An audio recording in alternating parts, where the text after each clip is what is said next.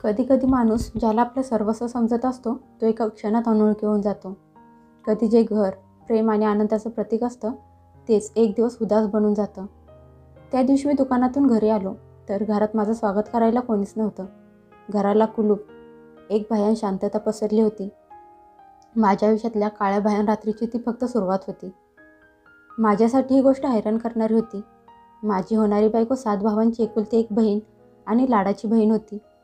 त्याचं कुटुंब चांगल्या श्रीमंत लोकांमध्ये ओळखलं जात होतं. तरी त्यांनी त्यांच्या एकुलत्या एका बहिणीसाठी मला निवडले होते.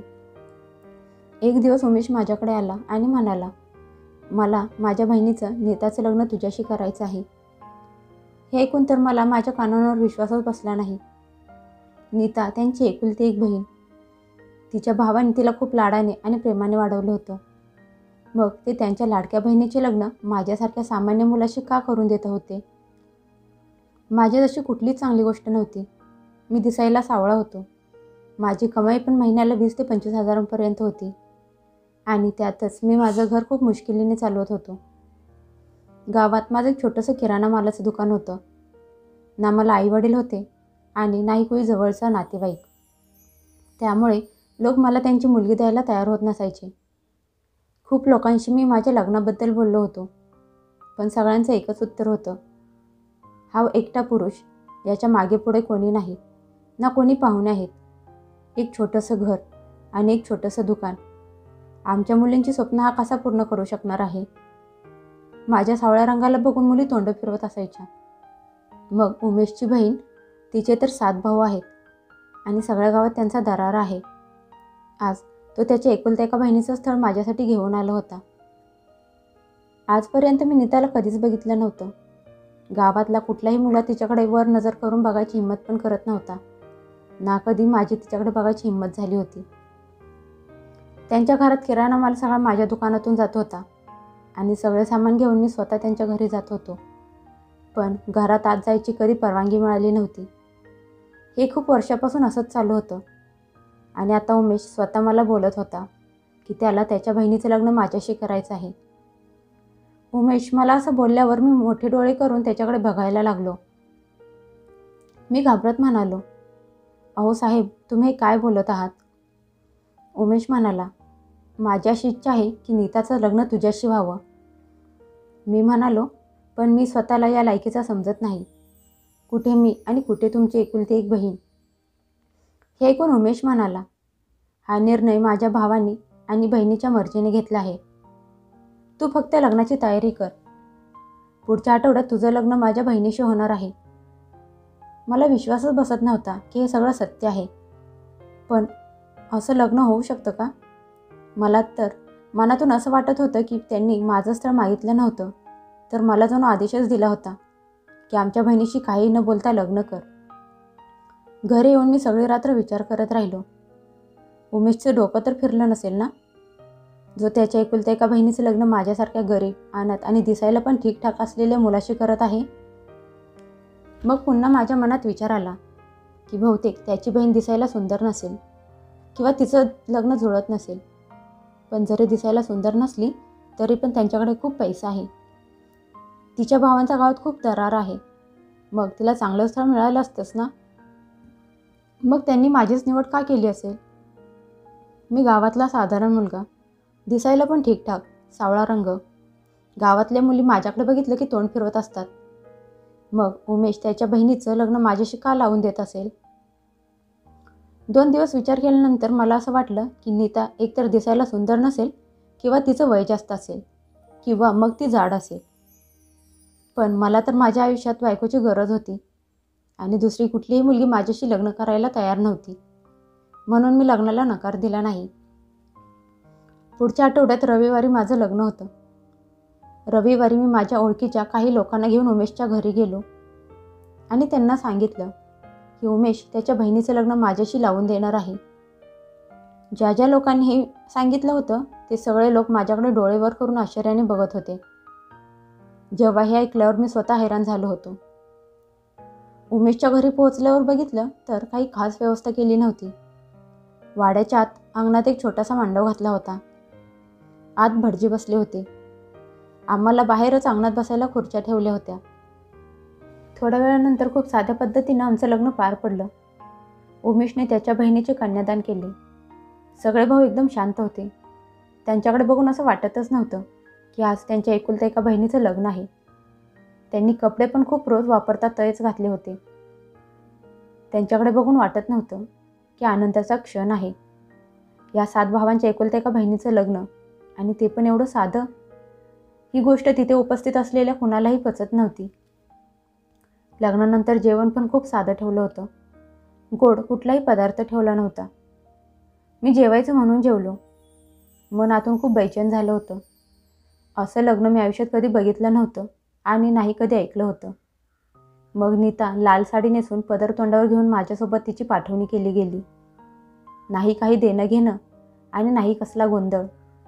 मी माझ्या नव्या बायकोला घरी घेऊन येण्यासाठी एक गाडी केली होती, कारण माझी अशी इच्छा होती की मला तिला पूर्ण मानाने इज्जतीने घरी घेऊन यायचं होतं.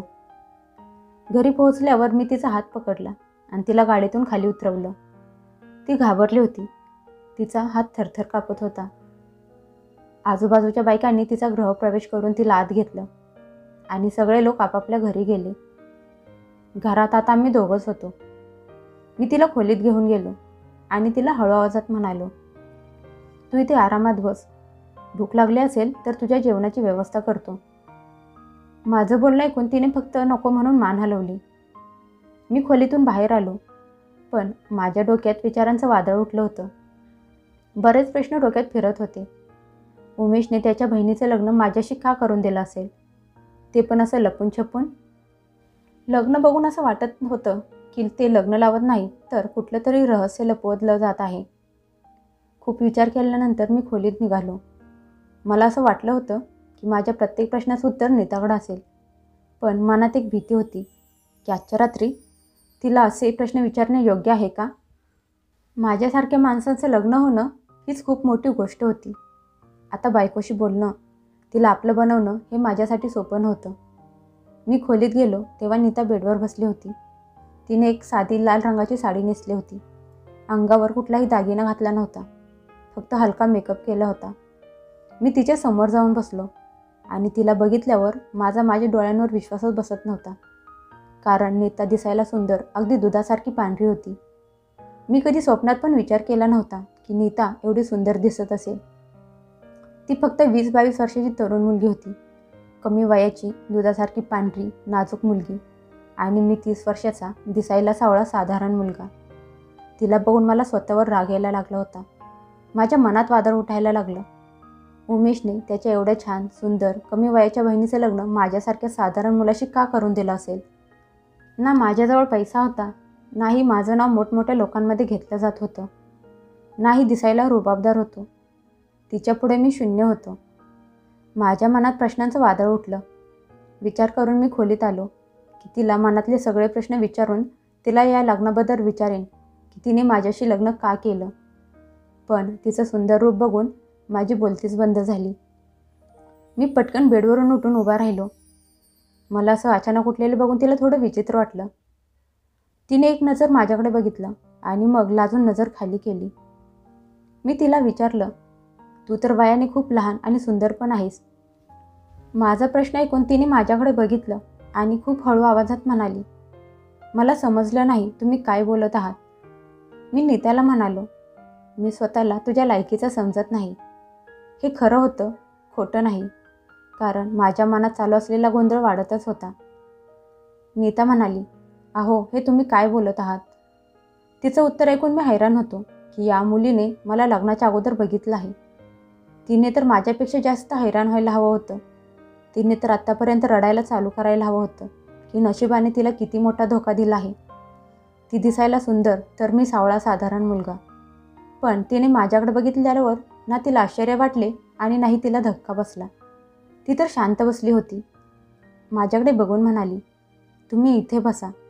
मी तर मला स्वतःला सावरत समोर असलेल्या खुर्चीवर जाऊन बसलो. मनात एकच प्रश्न घुमत होता की उमेशने असं का केलं असेल. एवढ्या सुंदर बहिणीचं लग्न माझ्याशी का केलं असेल.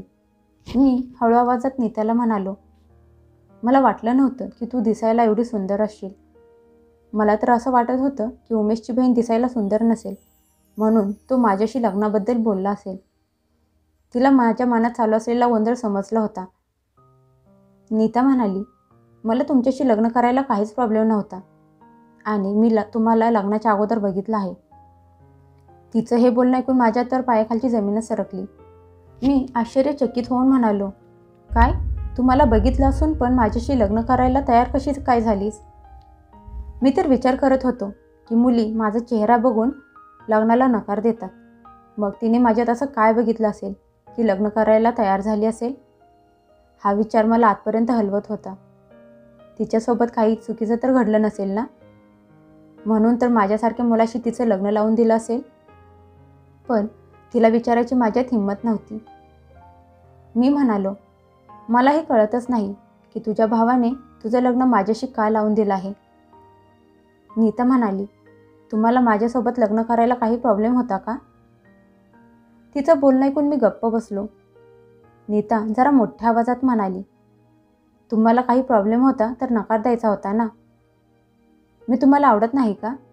पसंत नाही का? तिचं बोलणं ऐकून मी विचारात पडलो. ही मुलगी वेडी तर नाही ना? तिला माझा चेहरा नीट दिसत नाही का? मी उठलो आणि तिच्या समोर जाऊन बसलो. ती नजर खाली करून शांत बसली. मी म्हणालो, तुझ्या भावाचं गावात एवढं मोठं नाव आहे. तू त्यांची लाडाची बहीण आहेस. मग तुझं लग्न माझ्याशी आणि ते पण एवढं साधं? ती रागात म्हणाली, तुम्ही सारखं सारखं तेच तेच का बोलत आहात? तुम्हाला माझ्यासमोर एवढं छोटं का समजत आहात? माझ्या मनात तुमच्याबद्दल आदर आहे. ते ऐकून मी तर अजूनच गोंधळून गेलो. मला तर असं वाटलं होतं की आज मी खरं काय आहे ते माहीत करून घेईन. पण उलट माझ्या मनात अजूनच प्रश्न वाढले होते. मी हिंमत करून नीताला म्हणालो, काही ना काहीतरी कारण नक्की असेल. तुझ्यासोबत काही चुकीचं तर घडलं नाही ना? हे ऐकून नीता पटकन म्हणाली, तुम्ही माझ्यावर संशय घेत आहात का? मी तिच्यासमोर हात जोडून म्हणालो, देवाशपथ मी तुझ्यावर संशय घेत नाही. फक्त मला कळत नाही. हे समजणे माझ्यासाठी जरा कठीण आहे. नीताने तिचा नाजूक गोरा हात माझ्या हातावर ठेवला. तसा मला करंट लागल्यासारखं झालं. मी लगेच खोलीतून बाहेर आलो. परत खोलीत गेलोच नाही. बाहेर हॉलमध्ये मनात खूप प्रश्न घेऊन सोफ्यावर झोपलो.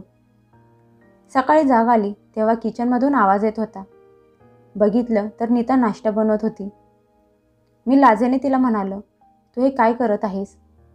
बाहेरून काहीतरी घेऊन आलो असतो. तू कशाला मेहनत घेत आहेस? नीता माझ्याकडे बघून हसली आणि म्हणाली, काही दिवसांनी हे सगळं मलाच करायचं आहे. मग आत्ता केलं तर काय फरक पडणार आहे? तुम्ही चहा पिणार? मी तिच्याकडे बघून हैराण होतो की खरंच ही मुलगी एवढी चांगली आहे. मी म्हणालो, हो बनव. त्या दिवशी आम्ही दोघांनी सोबतच बसून चहा नाश्ता केला. तिचा साधेपणा, आपलेपणा, तिचा छान स्वभाव बघून मी ठरवलं की तिला अजून प्रश्न विचारून त्रास द्यायचा नाही आणि मनापासून तिचा बायको म्हणून स्वीकार करायचा. मी तिला माझ्या आईची अंगठी गिफ्ट म्हणून दिली. सोन्याचा दागिना म्हणून ती एक अंगठीच माझ्याजवळ होती. तिने ती घेतली आणि खूप खुश झाली. मला असं वाटलं की तिचे भाऊ तिला लग्नानंतर घरी घेऊन जायला येतील. पण नाही, कोणी आमच्या घरी आलं नाही आणि नाही तिने माहेरी जायचा हट्ट केला. मी नीताला म्हणालो, चल मी तुला तुझ्या माहेरी नेऊन सोडतो. तुझे भाऊ वाट बघत असतील. ती नजर चोरत म्हणाली, नको, मला जायची इच्छा नाही. मी आश्चर्याने म्हणालो, का? ते तुझं स्वतःचं घर आहे. मी तुला थांबवणारा कोण आहे? ती काही वेळ शांत बसली आणि मग म्हणाली, मला नाही जायचं. माहेर जायच्या नावावर तिच्या चेहऱ्यावर भीती दिसायला लागली होती.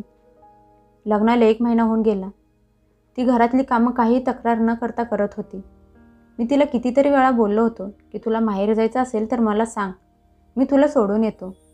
पण प्रत्येक वेळी ती नकार द्यायची. एक दिवस पाऊस जास्त असल्यामुळे मी दुकान लवकर बंद करून घरी आलो. बघितलं तर ती देवाच्या समोर हात जोडून बसून रडत होती. तिला असं रडताना बघून माझं मन तुटलं. जसं तिने मला बघितलं ती चकित झाली.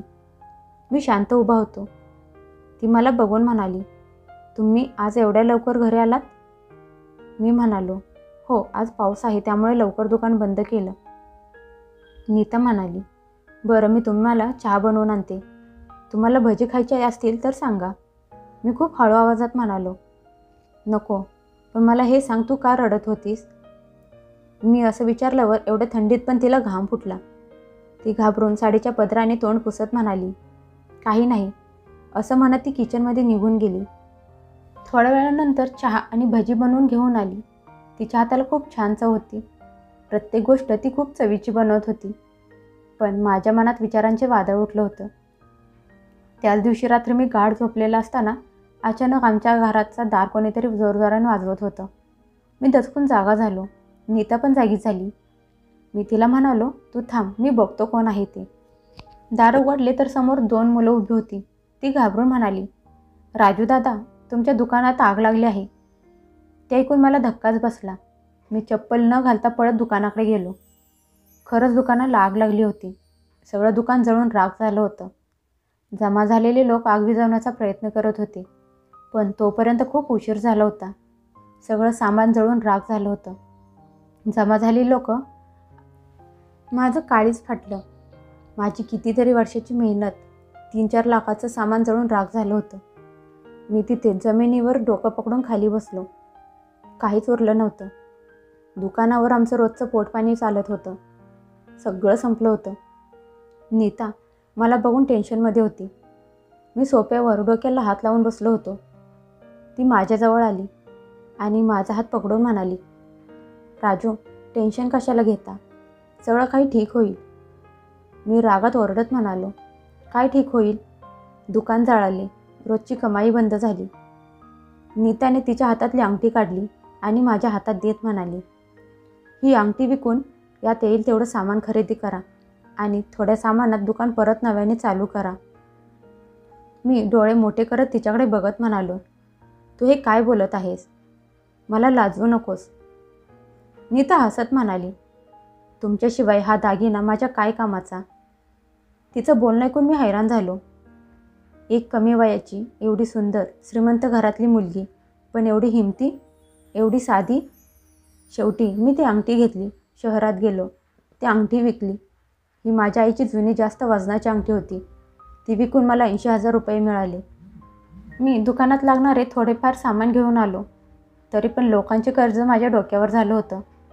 कर्जदार घरी येऊन वाईट साईड बोलत होते. त्यांनी मला शिव्या दिल्या. दारात गोंधळ घातला. घरात आलो तर नीता हे सगळं बघून घाबरून रडत होती. नीता म्हणाली, माझ्याजवळ अजून काही असतं तर ते पण मी तुम्हाला दिलं असतं. मी निर्णय घेतला की काही दिवसांसाठी तिला या सगळ्या त्रासापासून लांब ठेवायचं. तिला तिच्या माहेरी सोडायचं. दुसऱ्या दिवशी तिला काही न सांगता तयार व्हायला सांगितलं. कुणाला तरी भेटायला जायचं आहे असं सांगून तिला सरळ तिच्या माहेरी घेऊन गेलो. दार वाजवलं. उमेशने दार उघडलं. आम्हाला बघून त्याचा चेहरा फिका पडला. तो म्हणाला, आत या. आम्ही आत जाऊन बसलो. आम्हाला फक्त पाणी आणून दिलं. ना कुणी आमचे स्वागत केलं, नाही कुणाला आम्हाला बघून आनंद झाला. मी म्हणालो, लग्नाला 2 महिने झाले आहेत.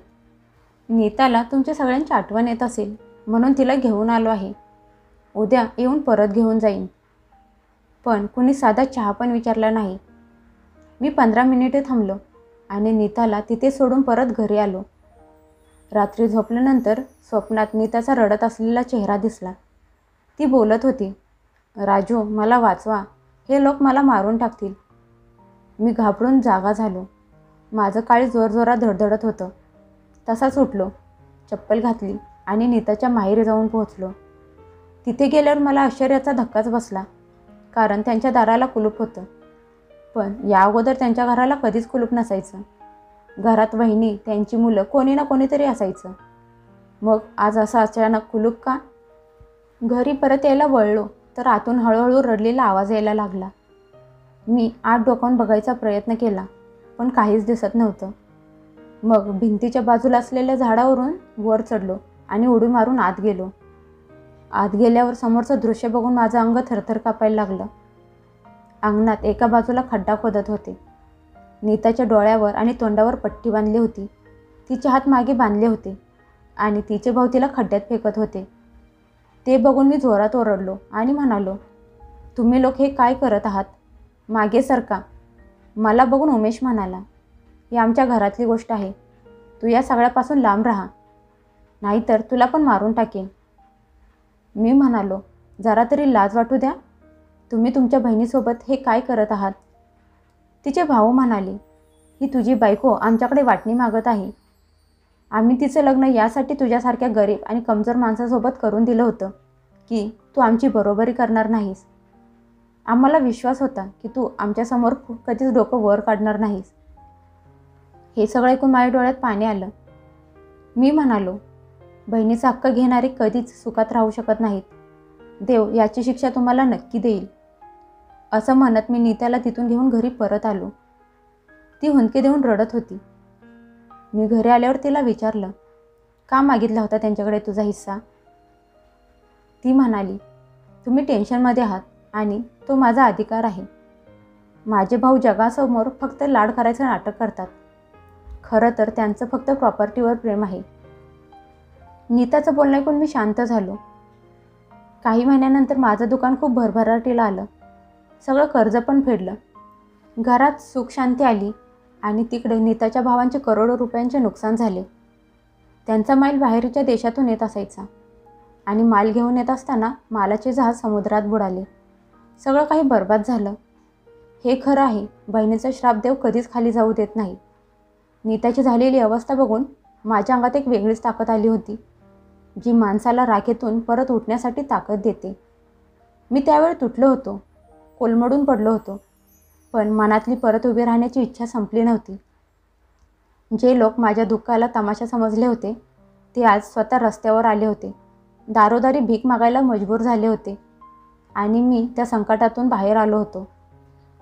असं म्हणतात, आगीची झळ सहन करणारा जो बाहेर येतो तो हिरा असतो आणि मी तो हिरा आहे, एकदम शांत, मजबूत, जगाच्या समोर सत्याची बाजू घेणारा.